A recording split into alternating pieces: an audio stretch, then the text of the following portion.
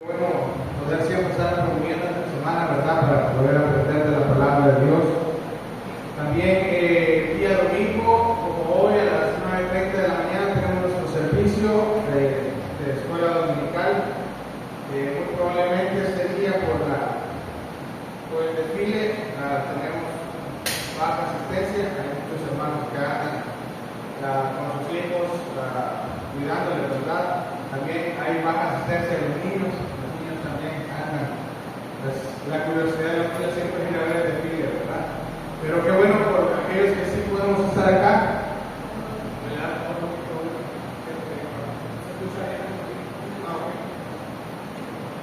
Bien, entonces, qué bueno por cada uno de nosotros que estamos acá y podemos estar siempre pendientes de poder alimentarnos espiritualmente. Voy a pedirles que puedan abrir en sus Biblias el libro de Mateo, aquellos que usan Mateo, capítulo 28. Estamos estudiando acerca del evangelismo. Mateo 28.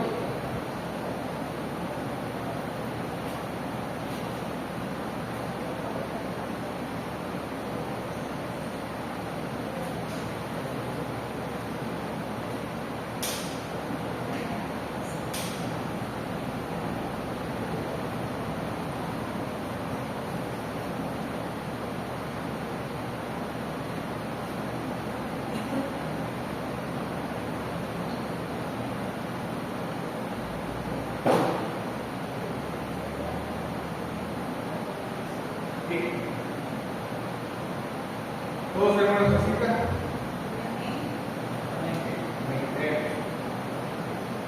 Mateo capítulo 28, versículo 19.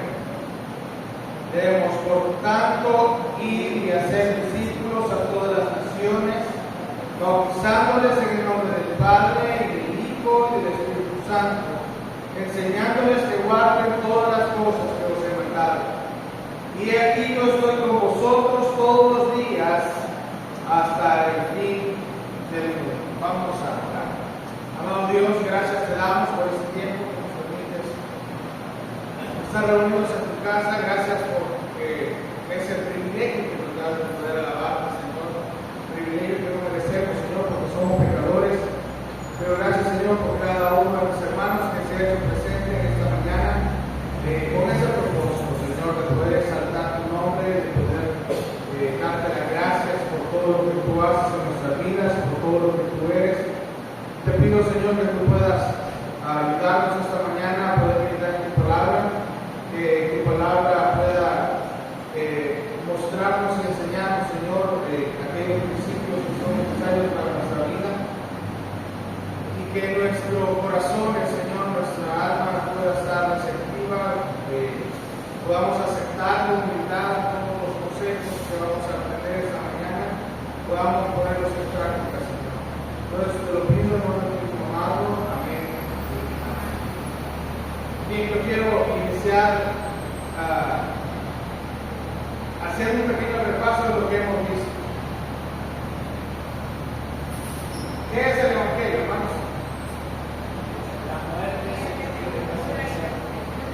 Muerte, sepultura y resurrección de nuestro Señor Jesucristo. Ok, ese es el Evangelio.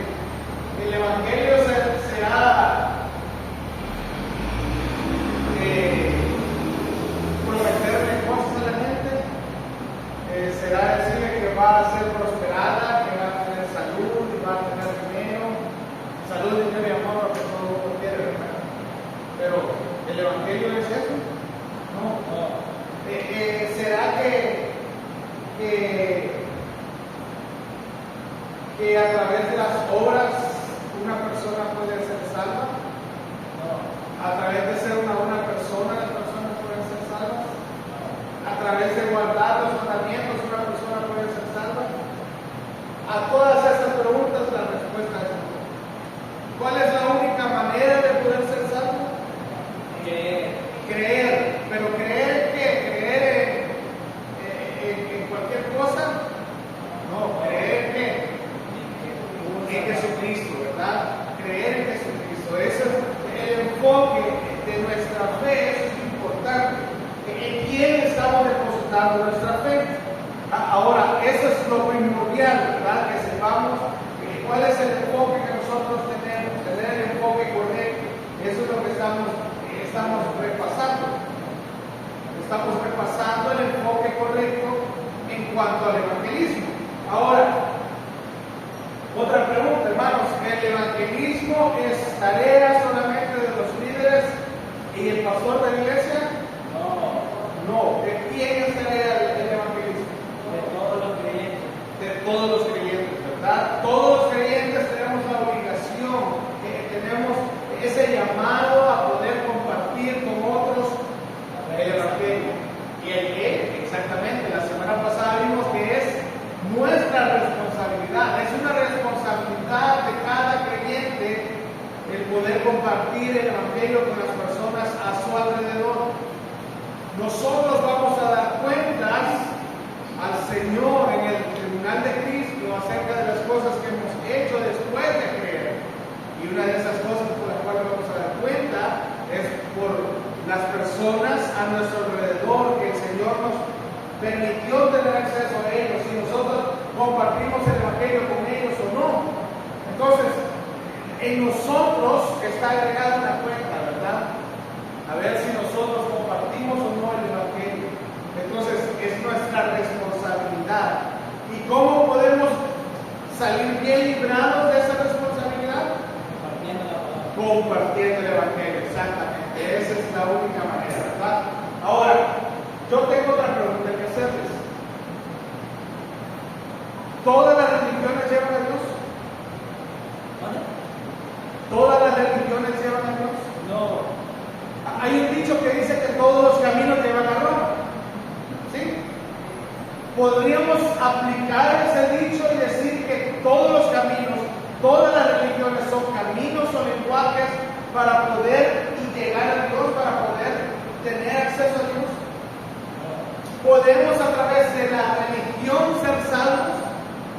¿Puede una religión salvar a alguien? No, ninguna religión puede salvar a una persona, ni el cristianismo. El cristianismo es una religión y eso no puede salvar a nadie. La única forma de que una persona pueda ser salvada es mediante el sacrificio de Jesucristo, mediante creer en la muerte, sepultura y resurrección de Jesucristo.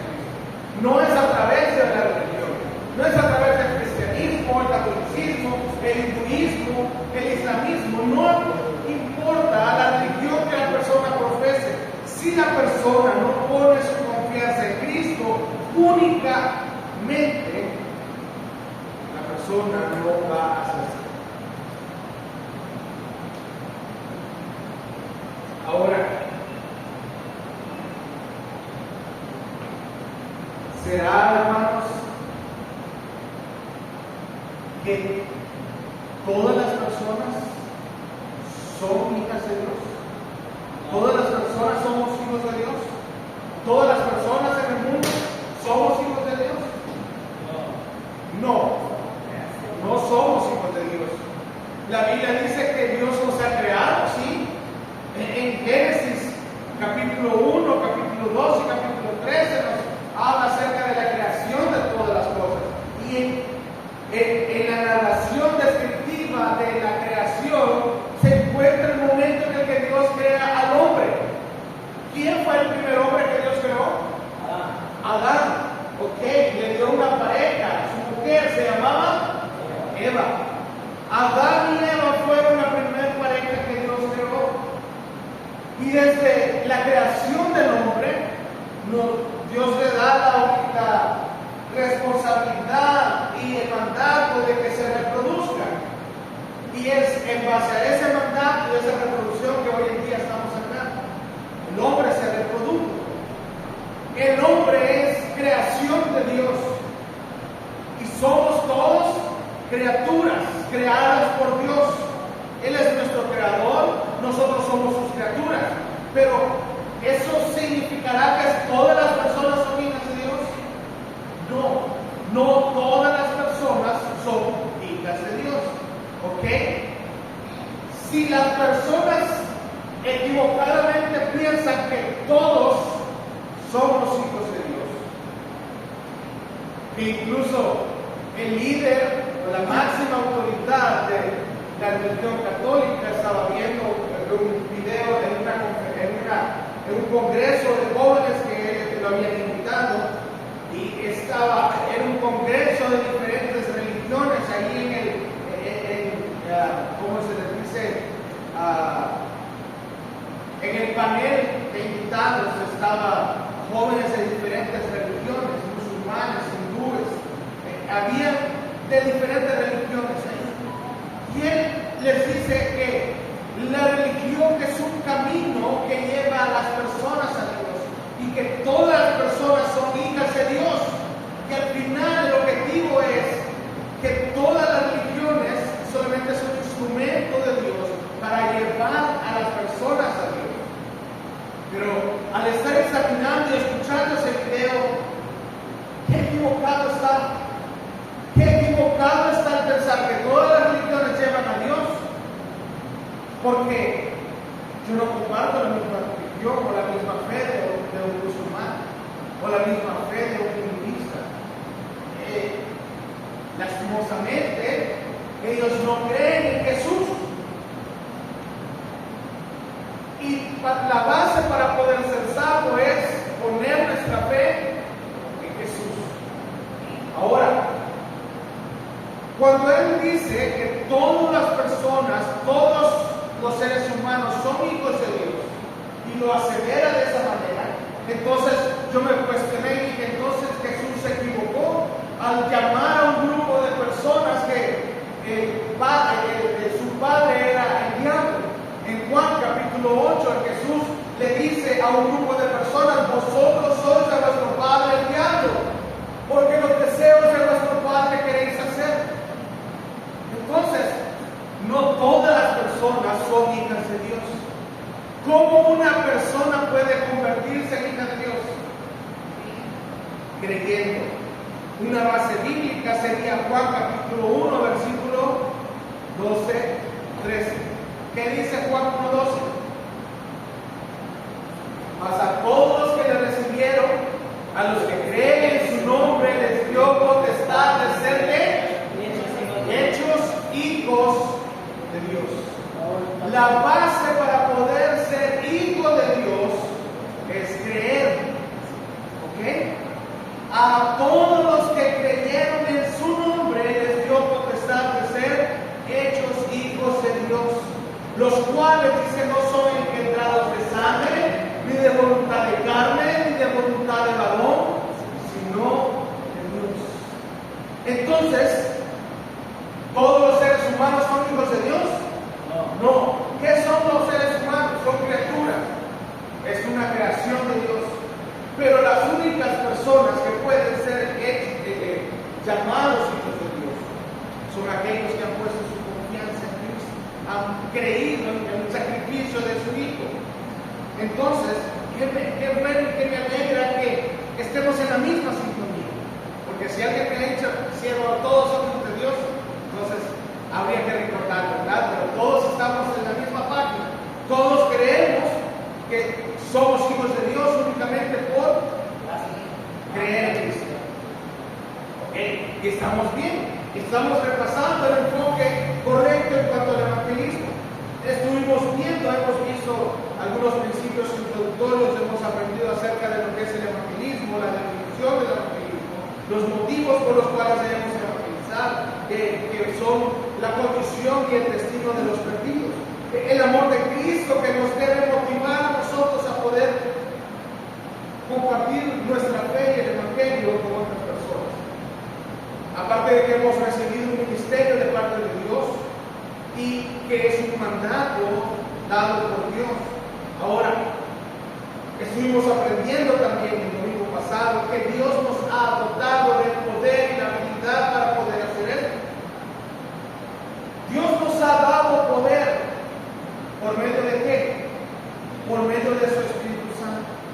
Todos los que hemos creído en Cristo recibimos el Espíritu Santo.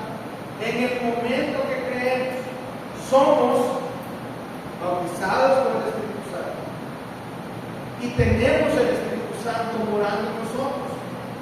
En 1 Corintios 6, Pablo le recuerda a los creyentes en Corinto, les dice: ¿Se les ha olvidado a ustedes que son templo del Espíritu Santo? Ignoráis, dice que vuestro cuerpo es templo del Espíritu Santo, exactamente. Entonces, nuestro cuerpo es templo del Espíritu Santo. Tenemos ese poder que Dios nos ha dado. Pero ¿qué dice Romanos 1:16? ¿Qué es el Evangelio?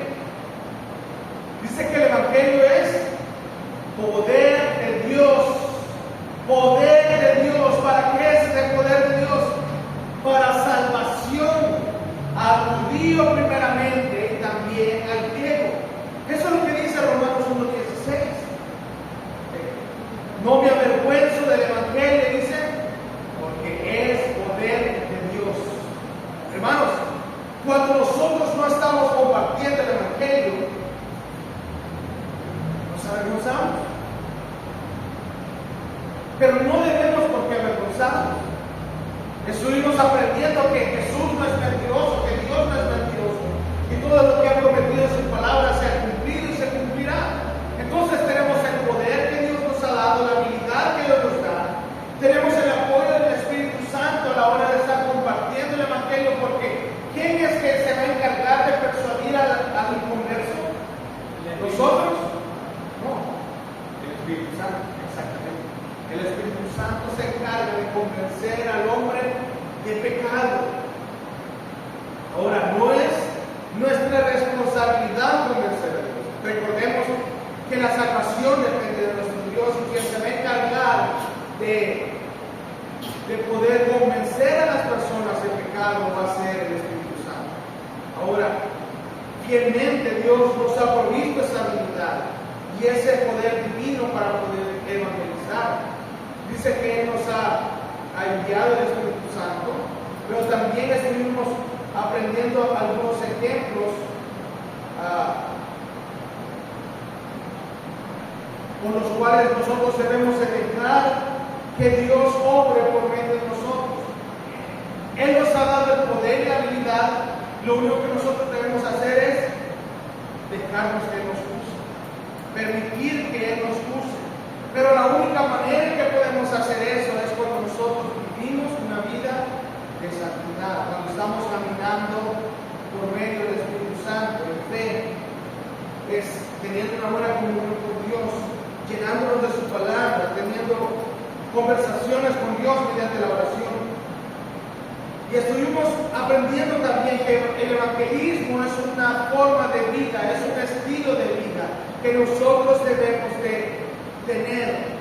Por eso se llama evangelismo personal, porque nosotros tenemos la responsabilidad, veíamos, de compartir las buenas nuevas de salvación con aquellos a nuestro alrededor. Por eso el evangelismo es algo personal, es nosotros compartiendo con otra persona, pero en este caso con las personas a nuestro alrededor. ¿Quiénes son las personas más cercanas a nosotros? Nuestra familia, ya sea de sangre o familia extendida, también nuestros vecinos, nuestros amigos, nuestros compañeros de trabajo, de estudio, toda persona con la cual nosotros interactuamos o tenemos una relación cercana, debemos nosotros, por nuestra responsabilidad, compartir el Evangelio. Ahora, vimos algunos ejemplos en la Biblia de cómo personas compartieron el Evangelio con sus familiares, con sus amigos. En este caso vimos el ejemplo del endemoniado Gadareno, que después de haber sido sanado y que después de que Jesús sacó los demonios que había en él quiso seguir a Jesús, y Jesús le dice no, pero le dice ve.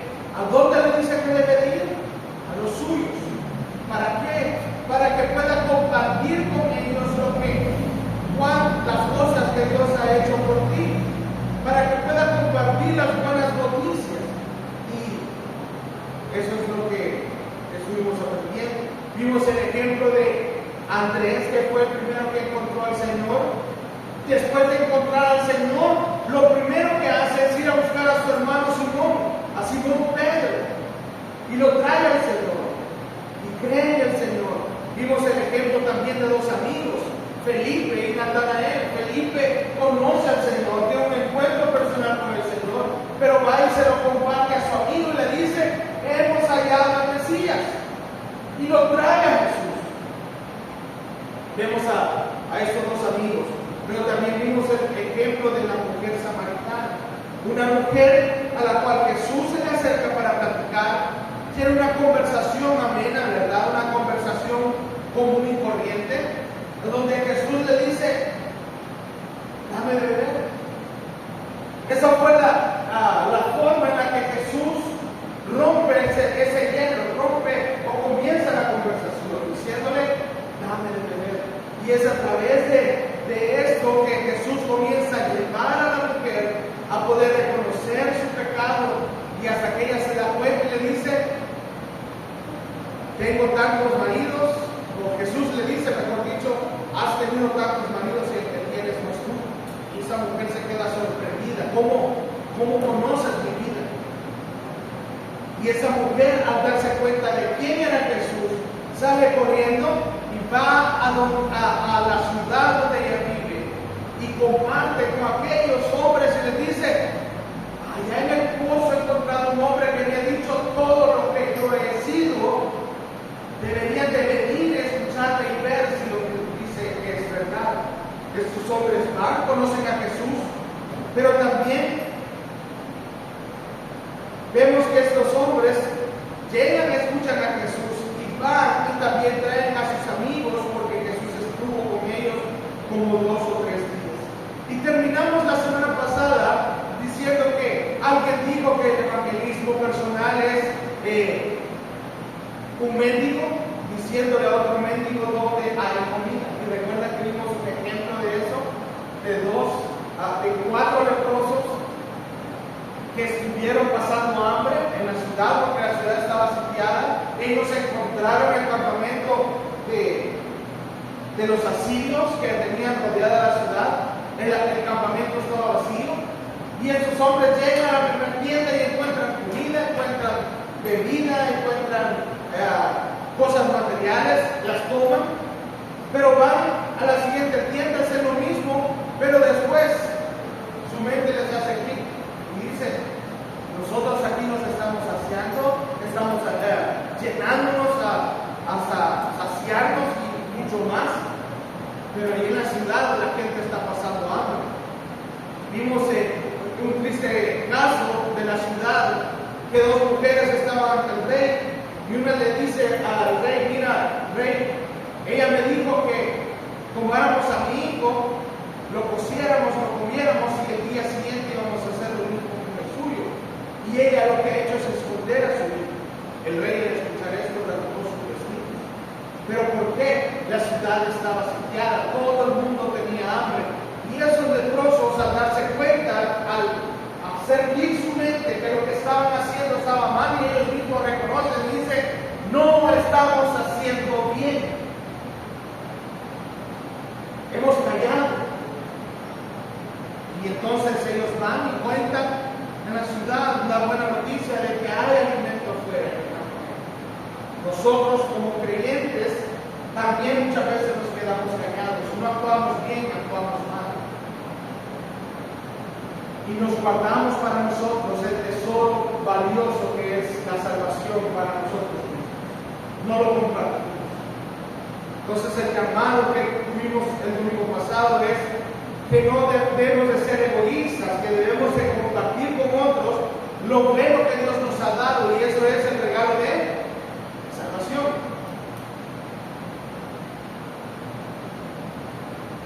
Pero quiero que veamos un ejemplo más.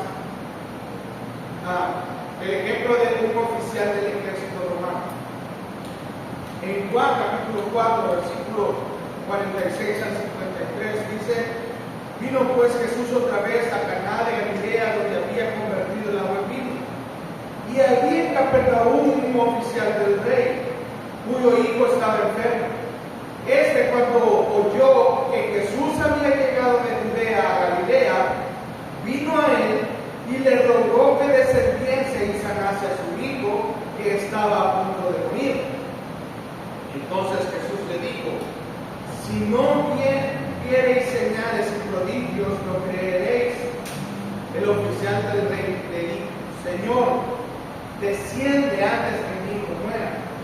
Jesús le dijo: ve, tu hijo vive. Y el hombre creyó la palabra que Jesús le dijo y se fue. Cuando ya él descendía, sus siervos salieron a recibirle y le dieron nuevas, diciendo: tu hijo vive. Entonces él preguntó a qué hora había comenzado a estar mejor, y le dijeron: ayer a las 7 le dejó la fiebre. El padre entonces entendió que aquella era la hora en que Jesús le había dicho: tu hijo vive. Y oigan, y creyó él con toda su casa. Ahora, ¿Jesús había compartido el evangelio con los de su casa? ¿Ellos habían sido testigos de la sanación, del milagro? ¿Sabían la conversación que Jesús había tenido con el oficial? No. ¿Quién les compartió todo eso? El oficial, el padre de familia, al darse cuenta que en la precisa hora que Jesús le dijo: ve y tu hijo está sano, ese hombre creyó. Y al creer se da el milagro de la sanación de su hijo. Pero cuando ese hombre se da cuenta de que fue la misma hora en la que habían sucedido las cosas, él compartió con su familia el milagro que había acontecido, las palabras que Jesús le había dicho. Y no solamente creyó él, creyó toda su familia. Ahora, yo tengo una pregunta graciosa para acá. ¿Será que cuando el padre de familia cree en el Señor Jesús, todos los miembros de su familia son salvos? ¿Todos van a ir al cielo? No. La salvación es individual. La salvación es personal. ¿Qué es lo que pasa? ¿Cuál es la promesa aquí entonces? Que cuando un miembro de la familia recibe la salvación, recibe el regalo de la vida eterna, hay una promesa de parte de Dios que su familia, por medio del testimonio, por medio de testificar, por medio de compartir el evangelio, ese miembro de la familia con el resto de su familia puede ser salva. No es que inmediatamente cree el hombre, el padre de familia, y toda su casa es salva. No, es por medio del mensaje del evangelio, por medio del testimonio de la persona que ya ha creído. Es Dios obrando en la vida de las personas alrededor. ¿Pero qué se necesita? De que esa persona comparte el evangelio con las personas alrededor. Otro ejemplo, en el Nuevo Testamento, ¿se recuerdan en Hechos 16, el carcelero de Filipo? Cuando Pablo estaba en la cárcel con Silas, habían sido llevados ahí, metidos en la cárcel, dicen que en la parte más oscura, y estaban encadenados en el cepo. Ellos estaban cantando y adorando a Dios, y dice que de repente hay un gran terremoto y las puertas de la cárcel se abrieron. El carcelero estaba dormido, y cuando despertó y ve las puertas de par en par, creyó que todos habían huido. Entonces dijo: me voy a quitar la vida. Cuando él tomó la espada para quitarse la vida, voy a oír con la voz de Pablo y dice: momento, no lo hagas, no te quites la vida, todos estamos aquí. Y en ese momento ese hombre dice que cayó de rodillas ante ellos y les dice: varones, ¿qué debo de hacer para ser salvo? ¿Cuál fue la respuesta de Pablo? Cree en el Señor Jesucristo y serás salvo tú y tu casa. Cree en el Señor Jesucristo y serás salvo tú y tu casa. Dice que inmediatamente ese hombre lo llevó a su casa, sanó sus heridas y fue bautizado él con todos los suyos. Pero ¿qué hubo? Fue la salvación que llegó a ese hogar por medio de uno que se convirtió. Entonces, pero se necesita de que ese uno que llegue a la casa de testimonio, que comparta, pero que también tenga un estilo de vida que compagine con el evangelio, porque si no tiene buen testimonio, si no hay una transformación en su vida, entonces las personas no van a creer. Ahora, tenemos un ejemplo más, el ejemplo de María. En Juan 11:18 se nos narra la muerte de Lázaro. En Juan 11, se narra la muerte de Lázaro. En el versículo 18 dice que Betania estaba cerca de Jerusalén, como a 15 estadios. Y muchos de los judíos habían venido a Marta y a María para consolarlas por su hermano Lázaro que había muerto. Esta familia era una familia amiga muy cercana del Señor Jesús. Entonces Marta, cuando oyó que Jesús venía, salió a encontrarle, pero María se quedó en casa. Había judíos, amigos de Marta y María que estaban alrededor y habían llegado para consolarles. Los amigos de María se quedan en casa con ella. Versículo 31 dice: entonces los judíos que estaban en casa con ella y la consolaban, cuando vieron que María se había levantado de prisa y había salido, la siguieron, diciendo: va al sepulcro a llorar ahí. Los amigos que estaban en casa consolándola salen detrás de ella y presencian el milagro de la resurrección de Lázaro. Versículo 45 dice: entonces quitaron la piedra donde había sido puesto el muerto, y Jesús, alzando los ojos a lo alto, dijo: Padre, gracias te doy por haberme oído. Yo sabía que siempre me oyes, pero lo dije por causa de la multitud que está alrededor, para que crea que tú me has enviado. Y habiendo dicho esto, clamó a gran voz: Lázaro, ven fuera. Y el que había muerto salió, atados las manos y los pies con vendas y el rostro envuelto en un sudario. Jesús les dijo: desatadle y dejadle ir. Entonces muchos de los judíos que habían venido para acompañar a María y vieron lo que Jesús hizo, o lo que hizo Jesús, creyeron en él. Los amigos de María creyeron en Jesucristo. En este caso no fue a causa de las palabras directas de María, sino a causa de su testimonio, de su contacto con ella, porque ellos estaban ahí para acompañarla, para consolarla. Pero cuando ella escuchó que Jesús había llegado, dice que salió corriendo a donde Jesús estaba, y sus amigos la acompañaron. Entonces ella estaba demostrando su fe en Jesús. Sus amigos creyeron por el testimonio de María. Otra vez, vemos que la cosa más decisiva en el evangelismo es relacional. La forma más efectiva del evangelismo es el evangelismo relacional con otras personas, o el evangelismo personal. ¿Es realmente eficaz el evangelismo personal? Claro, sí es eficaz. Resultados de una encuesta realizada por una organización que es el Instituto Americano de Crecimiento de la Iglesia, hizo una encuesta bastante amplia, y el resultado que da a la pregunta que hicieron es: ¿quién o qué fue la razón o el responsable de su venida a Cristo y a la iglesia? Y a esta pregunta respondieron un 1% que fue por medio de cruzadas evangelísticas. Entre 1 y 2% fue una necesidad especial o un problema que estaban atravesando. Nuevamente, entre un 1 y 2% fue una visita personal de parte de un pastor. Entre un 2 y un 3% fueron programas para eclesiásticos, o programas diseñados por la iglesia. Podrían ser recetas familiares, o podrían ser actividades evangelísticas al aire libre.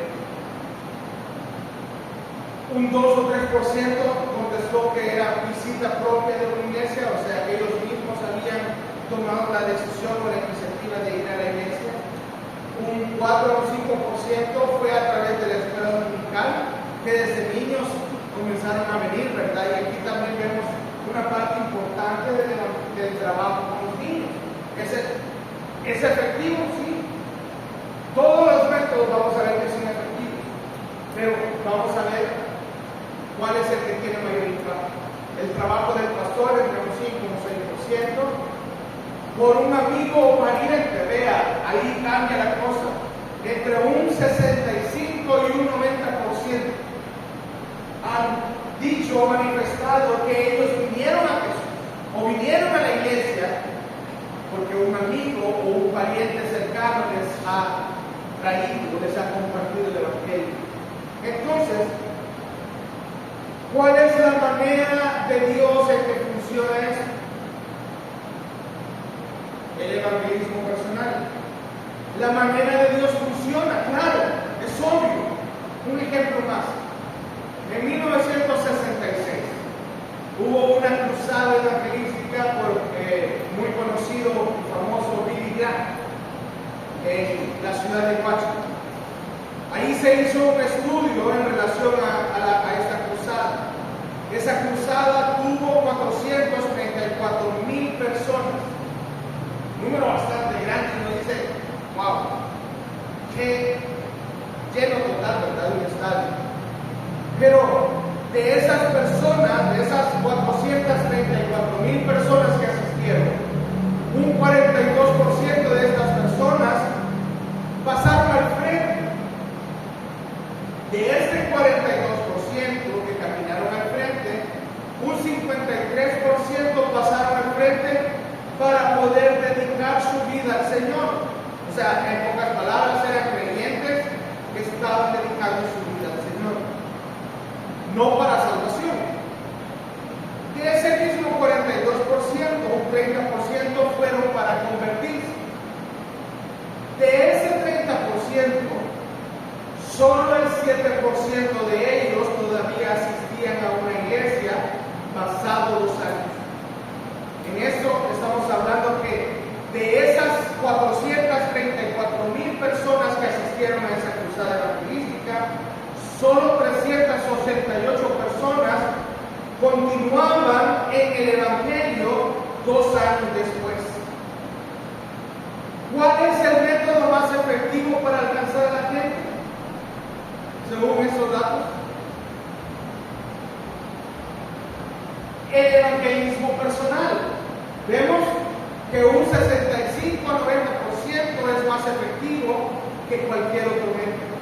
Ahora, la pregunta sería, ¿son los otros enfoques o los otros métodos una pérdida de tiempo? Realmente no.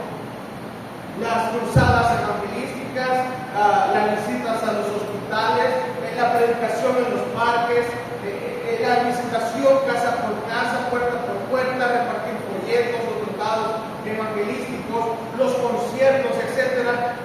Si plantan una semilla, hay un fruto que nos puede permitir seguir haciendo. Son usados siempre por Dios estos métodos, pero no son tan efectivos como el evangelismo personal.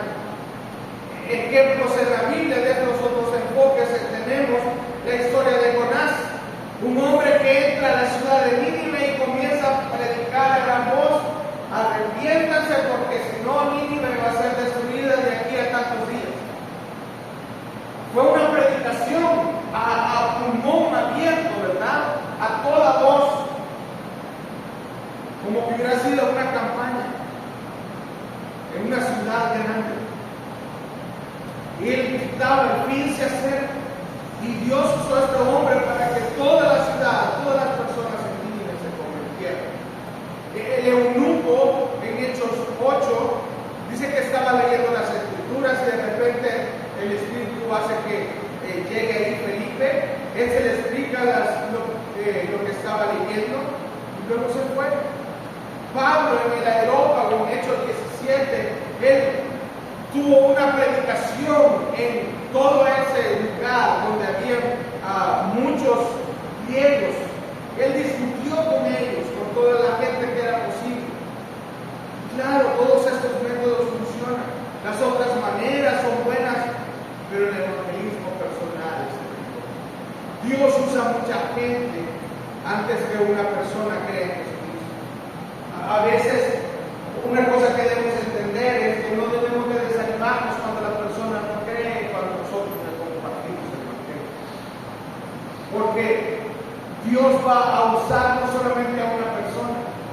Puede que nosotros seamos la persona onceava de 15 que van a compartir el Evangelio, y quizás esta persona va a recibir el Evangelio hasta que la quinceava persona le haya compartido. O puede que seamos la 12ª de 26 personas que van a compartir el Evangelio. Lo importante es la semilla, es lo que nosotros estamos haciendo, es compartiendo el Evangelio, librándonos nosotros de nuestra responsabilidad. Porque si un día podemos decir como Pablo, libre soy de la sangre de todos ustedes. Pero nuestro deber es compartir el Evangelio. No necesariamente las personas van a convertirse en el momento, no todos los casos van a ser iguales. Algunas personas sí van a aceptar al Señor en el momento que nosotros le estemos compartiendo. Pero detrás de eso no sabemos cuántas otras personas más ya lo han hecho y ha estado la semilla sembrándose en la vida de ellos.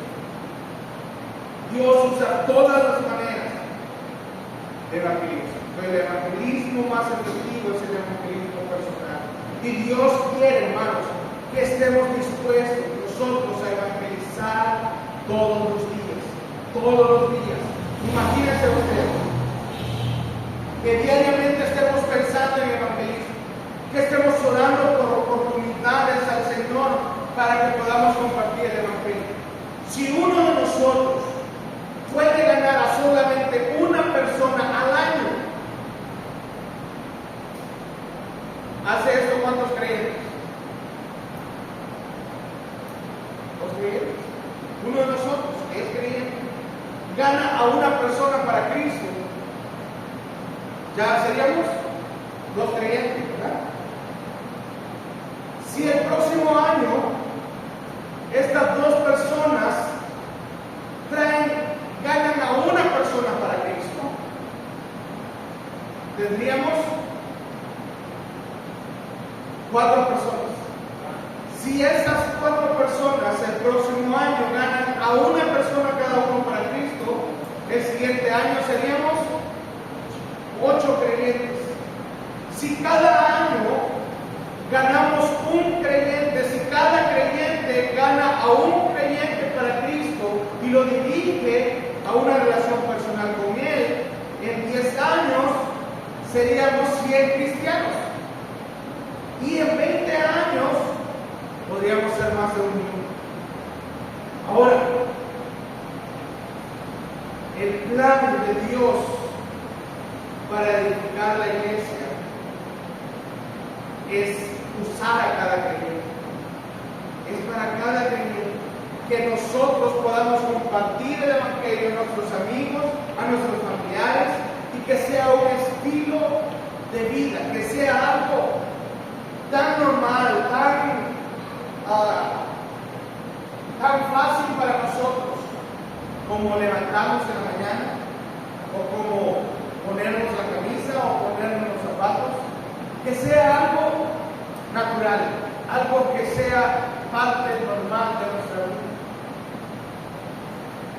que sea tan natural como comer, como dormir, como tomar algo, pero que sea algo que nosotros hagamos constantemente, todos los días.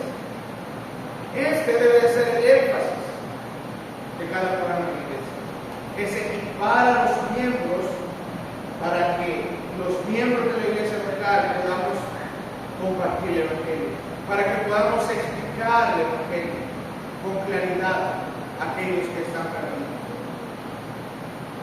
La iglesia va a crecer cuando cada uno de nosotros tome la determinación de llevar a cabo el plan que Dios ha diseñado. Porque Dios ha diseñado la forma en la que debemos hacerlo. Pero no va a haber crecimiento en la iglesia si nosotros no tomamos esa responsabilidad. El evangelismo no es un programa, no es una actividad, es una manera de vida, es un una manera de vivir en la cual nosotros debemos hacerlo constantemente, diariamente. Dios quiere que estemos dispuestos a evangelizar todos los días. En Primera de Pedro, capítulo 3, versículo 15, dice lo siguiente: si no santificad a Dios, el Señor, en vuestros corazones, y estar siempre preparados para presentar defensa con mansedumbre y reverencia. ¿Para qué dice que debemos estar preparados? Para presentar defensa,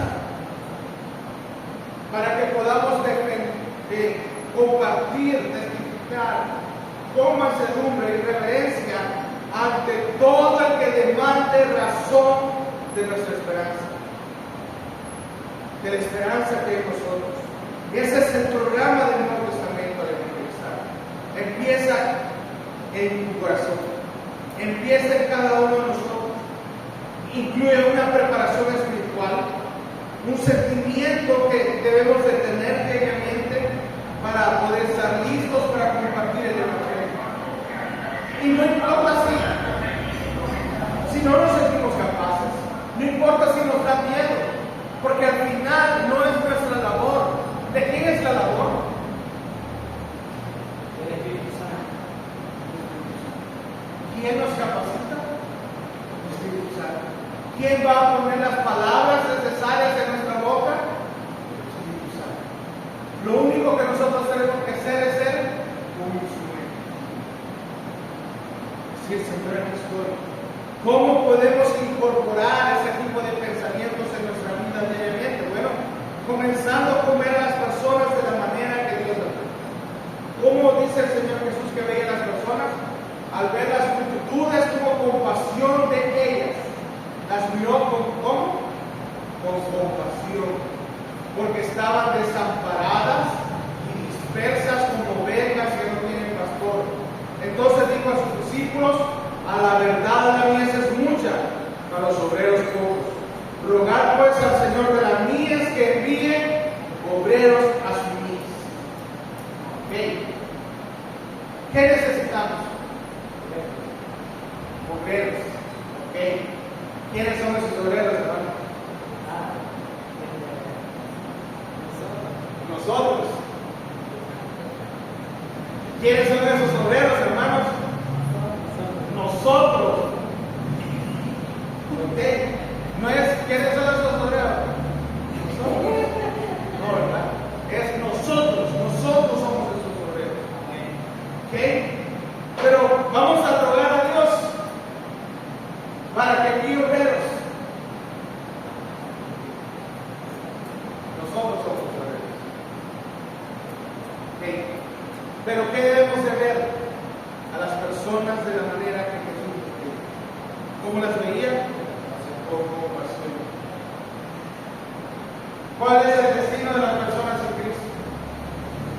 El infierno. Esa compasión debe de existir en nosotros, de decir, esa persona va directo al infierno. En venta yo le digo a mi vendedora: si usted debe ver al cliente como un signo de dólar, usted va a venderle, él es el que tiene la plata, él tiene el dinero. Usted tiene que ver al cliente como un signo de dólar. Pero en este caso yo no les voy a decir eso. Ustedes vean a las personas en llamas.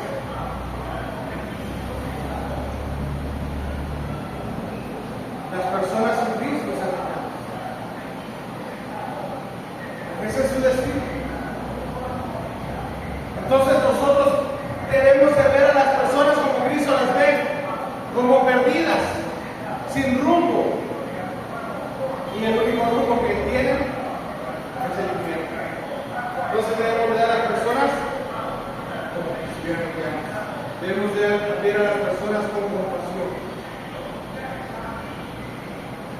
Hermanos, todas las personas en su interior buscan el sentido de la vida. Y nosotros encontramos el sentido de la vida.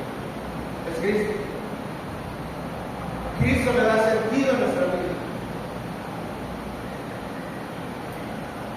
Solo que nosotros debemos de compartir a las personas en Cristo.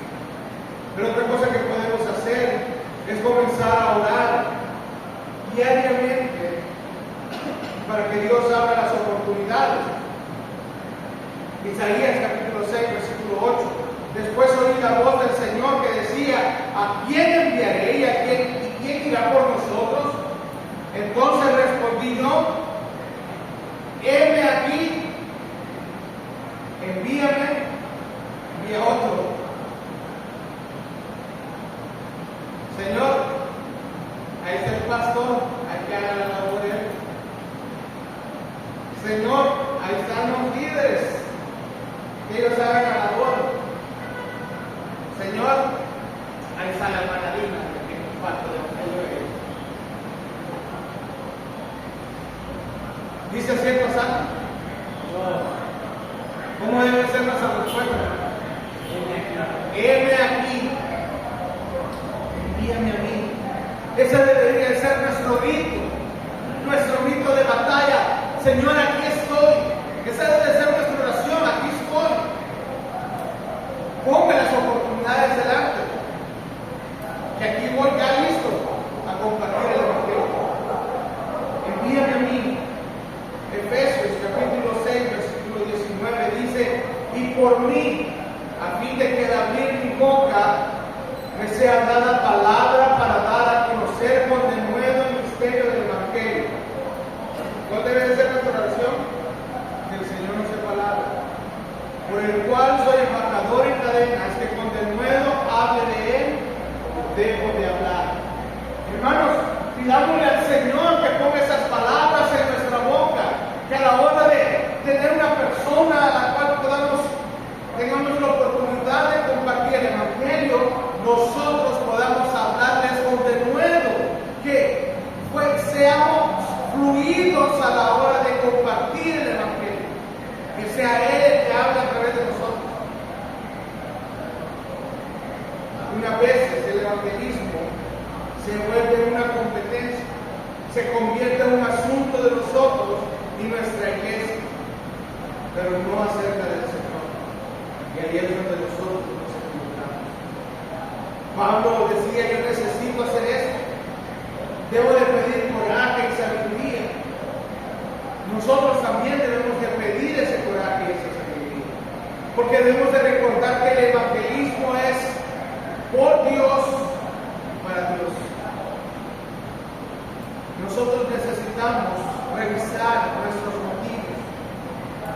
No debe de ser por imposición, ni motivado por el crecimiento numérico. Debemos de hacerlo por amor a Dios. Y no importa, hermanos, si somos rechazados, si nos tiran la puerta encima, si nos insultan, si nos dicen cualquier cosa. No debemos de desmotivarnos, no debemos de desanimarnos y decir: entonces, ¿cuál es el chiste de ser? Debemos de compartir. ¿Sabe quién fue un hombre que predicó por 120 años sin tener éxito? 120 años compartiendo algo, pregonando, diciéndole a las personas: y aquí a tantos días, dentro de poco va a venir lluvia. Y aquí estoy preparando un arca que Dios me ha dicho que prepare, porque me ha dicho que va a destruir todo. 120 años. Dios le había dicho a Noé que se iba a salvar él y su familia, pero Noé fue pregonero. Él pregonó, él compartió muy probablemente a su alrededor a las personas, pero lo creyeron loco, lo rechazaron. ¿Se desanimó Noé por eso? ¿Dejó de creer por eso? No. Él lo hacía cuando podía y cuando no, él estaba ahí cortando madera, clavando, pintando, calafateando, sellando aquella barca. Terminó de construir y se preocupó. Ya no tenía que preocuparse. ¿Dejó de creer por eso? No. terminó de hacer lo que Dios le había llamado. Si nosotros nos vamos a convertir en un Noé, pues esa es la voluntad de Dios. ¿Quiere decir eso que hemos fracasado en nuestro intento? ¿En nuestra labor? No, Noé no fue un fracaso. Si la voluntad de Dios está en que nosotros seamos otro Noé, no es nuestro problema. El único problema que nos debe de mover a nosotros es predicar. Si las personas creen, que bueno, un hermano más para Cristo, un alma más para Cristo. Si no escuchan nuestro mensaje, Dios nos guarde. Dios nos guíe. Quizás más adelante tomen la decisión. Pero mi responsabilidad, su responsabilidad, es compartir. Ahora, ¿para quién lo hacemos? ¿Para nosotros? ¿Para la iglesia local? ¿O para Dios? Para Dios. Para Dios. El evangelismo que hacemos, la labor que hacemos es para Dios. Por eso debemos de tener las líneas bien trazadas. No es para nosotros, no es para la iglesia local, para el crecimiento de nuestra iglesia, que bien que la persona que se convierta venga. Pero al final no es ese el objetivo. El objetivo es que la persona tenga un encuentro personal con Cristo. Pues cuando nosotros compartimos el evangelio, ese debe de ser el objetivo. Que la persona se convierta en un creyente, que ponga su confianza en Cristo. Nosotros no vamos y compartimos el evangelio para traer personas a nuestra iglesia. Compartimos a Cristo, no nuestra religión, no nuestra denominación. Compartimos a Cristo. Si esa persona acepta la invitación después de haber recibido a Cristo, venir a nuestra iglesia, amén, qué bueno. Pero no debe de ser esa nuestra motivación. Nuestra motivación es el alma de esa persona. Y por último, regularmente trate de buscar contactos con aquellos que están perdidos. A las personas, hermano, les gusta hablar. Gente que le gusta hablar, no sé si usted cuando ha ido en el bus alguna vez se ha sentado con alguien que ni conoce y de repente ya va hablando con esa persona. Y en lugar de ir hablando de fútbol o de política o de cómo está de cara la vida, ¿por qué no aprovechamos una hora de trayecto en el bus y compartimos el evangelio? Le compartimos las buenas nuevas de salvación. Le compartimos las malas noticias, las buenas noticias. ¿Por qué cuando vamos a la peluquería no aprovechamos de lo que nos cortan el pelo y compartir el evangelio con el peluquero? Digo yo, nos tiramos casi una hora, ¿verdad?, en lo que nos está enseñando. Hay maneras de poder hacerlo. Todo lo que necesitamos es tener el interés, mostrar interés por la persona. La mayoría de cristianos cometen el error de alejarse de las personas a su alrededor. La mayoría de cristianos no tienen amigos incrédulos dentro de 2 años después de ser salvos. Y eso no es bueno.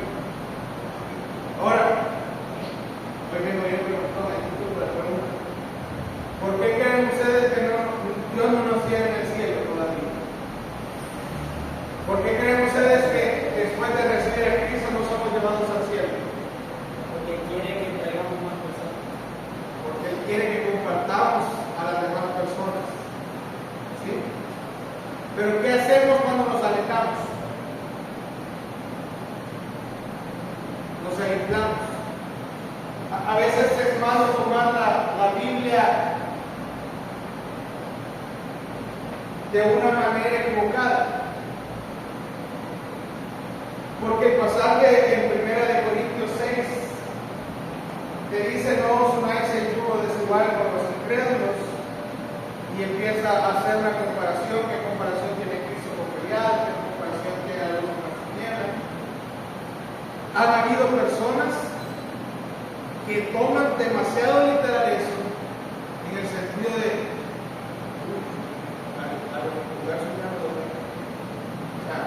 la Biblia dice que yo no tengo nada que compartir con ellos. ¿Será que realmente no tenemos nada que compartir con ellos? Hay una única cosa que podemos compartir con ellos: el Evangelio. No vamos a vivir de la manera que ellos viven, porque hermanos, no estamos aislados. Vivimos en el mundo. Vivimos rodeados de las personas a nuestro alrededor que no son creyentes, no vamos nosotros a aislarnos y vamos a decir, entonces la Biblia dice que no nos unamos en yugo desigual y nos vamos, ¿verdad? Y compramos un gran terreno y hacemos una ciudad solo de creyentes. Ya hay algunas denominaciones que han hecho eso, pero aquí en el lado no quiere Evangelio. Nosotros estamos acá en este mundo para que las personas conozcan a Jesús. Estamos en este mundo para que las personas entreguen su vida a Jesús. Hermanos, hagamos que el mundo conozca a Jesús. Hagamos que las personas a nuestro alrededor, que es nuestro mundo cercano, conozca a Jesús. Ese debe de ser nuestra motivación. Tenemos el mejor mensaje de las buenas noticias. Tenemos toda la autoridad para ir. ¿Quién nos mandó? Jesús. Por tanto, ir y hacer discípulos de todas las naciones. Tenemos el poder del Espíritu Santo. Tenemos la presencia personal de Jesucristo. Él dijo: yo estoy con vosotros todos los días hasta el fin del mundo. Tenemos los motivos correctos. Hemos visto los motivos. Hemos visto la necesidad de las personas incrédulas. Debemos hacerlo por amor a Cristo. Debemos hacerlo porque es un ministerio que nos ha sido entregado y debemos hacerlo porque Él nos ha mandado. Pero también tenemos la promesa de Dios de que todo aquel que cree será salvo. Tenemos a nuestro alrededor un mundo que está perdido. O sea, oportunidades tenemos a nuestro alrededor, pero también tenemos las instrucciones a seguir, la manera en la que lo debemos hacer. Así que, hermanos, es tiempo de que vayamos. Y yo sé que todavía hay algunos que no conocen la forma de hacerlo. En este estudio que estamos llevando, vamos a aprender algunos métodos evangelísticos, algunas formas de compartir el Evangelio. Hay hermanos que tienen más tiempo que sí lo conocen, la forma de hacerlo, pero vamos a recordar, vamos a hacer una retroalimentación, ¿verdad? Así que yo espero que podamos tener la paciencia todavía así. Estamos preparándonos, ¿sí? Cuando ya sea el momento, vamos a hacerlo con todo el poder que Dios nos ha dado. Por el momento estamos preparándonos, ¿verdad? Estamos equipándonos, porque no podemos salir a la guerra sin estar preparados. Vamos a orar. Amado Dios y Padre, gracias, Señor, por esta labor que nos has encomendado. Ayúdanos a poder llevarla a cabo y a realizarla de la mejor manera. Que todo lo que hemos visto esta mañana y esos domingos anteriores pueda quedar en nuestros corazones, en nuestra mente, y que podamos hacerlo, Señor, para ti. Que el evangelismo personal se vuelva un estilo de vida, algo normal en nosotros, que podamos hacerlo, Señor. Ayúdanos a poder mirar a las personas con la compasión que tú lo hacías, con el amor que tú lo hacías, con esa necesidad que esas personas tienen. Que veamos esa necesidad, Señor, realmente con nosotros. Que podamos nosotros realmente estar orando por aquellas personas que no te conocen. Que podamos poner a las personas a nuestro alrededor en oración para que en el momento que compartamos con ellos el mensaje, esas personas puedan reconocerte como Salvador. Y ayúdanos a nosotros a poder estar preparados para poder hacerlo. Que podamos estar orando para que tú también puedas poner palabras en nuestra boca y puedan guiar a poder llevar a esas personas a tus pies.